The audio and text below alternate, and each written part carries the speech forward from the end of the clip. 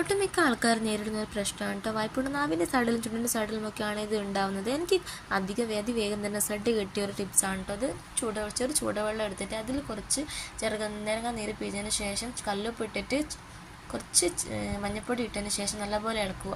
ഇത് രാത്രി ചെയ്യുന്നതും രാവിലെ ചെയ്യുന്നതായിരിക്കും ഏറ്റവും ബെറ്റർ. കാരണം രാവിലെ ചെയ്യുന്നവർ നമുക്ക് വായ തുറക്കാൻ പറ്റാത്തൊരു അവസ്ഥയിലാണ്. നമ്മൾ എണീറ്റ പാടിനെ വായ തുറക്കാൻ പറ്റില്ല, സംസാരിക്കാൻ പറ്റില്ല, ഭക്ഷണം കഴിക്കാൻ പറ്റില്ല.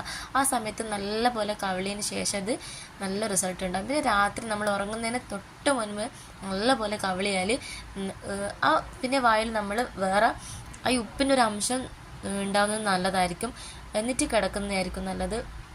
വേറെ കവിളിൻ്റെ കിടക്കുന്നതിന് തൊട്ട് മുന്നേ തന്നെ കവിളുന്നതായിരിക്കും ഏറ്റവും ബെറ്റർ കേട്ടോ.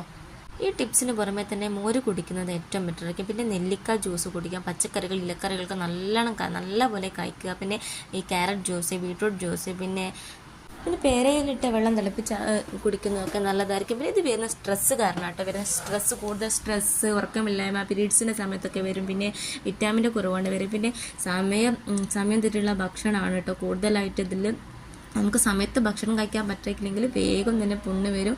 നമുക്ക് ജോലിക്കൊക്കെ പോകുന്ന ആൾക്കാരാണെന്നുവെച്ചിട്ടുണ്ടെങ്കിൽ സമയത്തിന് ഭക്ഷണം കഴിക്കാനേ പറ്റില്ല.